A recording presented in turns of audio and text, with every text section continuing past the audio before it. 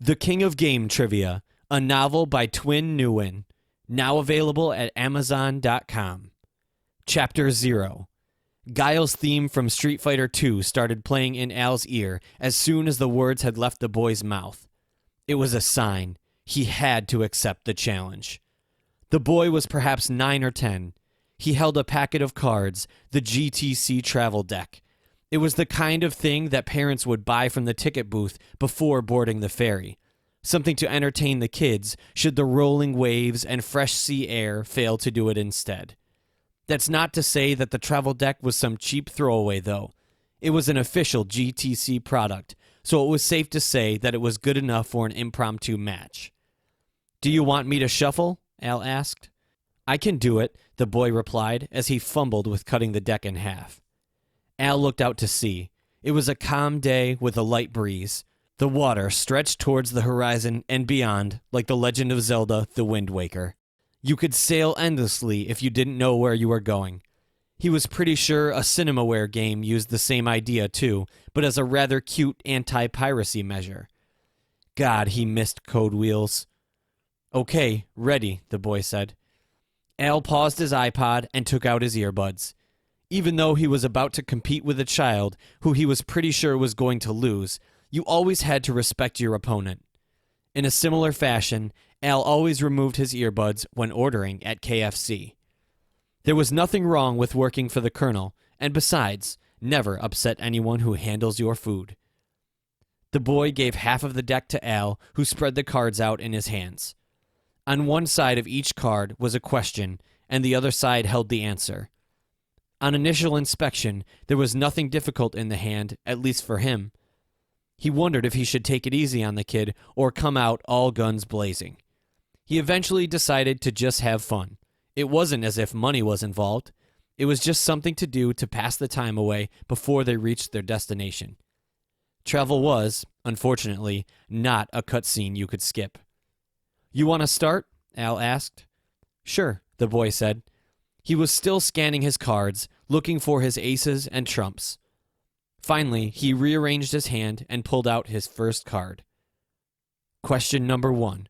Who created Tennis for Two, considered the earliest known electronic game? Nolan Bushnell, Willie Higginbotham, Ralph Baer, Steve Russell. Now, Al wasn't sure if the boy was taking it easy on him. The question was simple, but perhaps the boy didn't know any better. Or perhaps this kid was a shark. It would be embarrassing to lose to a child. Uncertainty aside, any self-respecting gamer should know the answer, so Al replied correctly. "I hope you knew the answer to that one too," Al said. "Of course I did. I'm no noob," the boy declared. Al didn't care for the word noob. It was one of a number of words in gamer terminology that he felt was unnecessary. For example, he didn't like shmup either. "You want an easy one or a hard one?" Al asked. "Hurt me plenty." Al scanned his hand and found what he judged to be appropriate. He read aloud. Question number 2. Who founded Atari? Trip Hawkins? Steve Jobs? Nolan Bushnell? David Crane? The boy's eyes rolled. "Is that the best you've got?" Youthful cockiness. Rather irritating, actually. Al shrugged. "I can hear the words coming out of your mouth, but none of them sound like the answer." The ferry's klaxon blared in approval. The boy answered correctly. He smiled slyly as if he was hinting at even greater things to come. Al sighed. Static came from the public address system, then a short announcement melody that sounded like it was generated from a C64 SID chip. "Ladies and gentlemen, this is your captain speaking. We're about to arrive at the port terminal. Please ensure you have all of your belongings before you disembark the ferry. Of course, if you do forget something, hope that I find it and not the crew. They're a wild bunch." The ferry's klaxon blared again. It had a sense of humor, or as much of one as an inanimate object could have. The boy was about to pull out a new card from his hand when his mother ran up to his side. "It's time to get off, honey," she said, before looking at Al. "Oh, sorry. Has he been bothering you?" "No, we were just playing," Al replied. "Mom, we're not finished yet." "We're almost there. We have to get our bags ready. Come on, Dad's waiting." The boy clicked his tongue in disappointment. Al returned the cards and he folded them back into the deck. Mother and son started walking away. The boy stopped and turned back to Al. "We'll finish this next time." Al nodded. "I'll be waiting." Mum smiled at Al and they soon disappeared around the corner.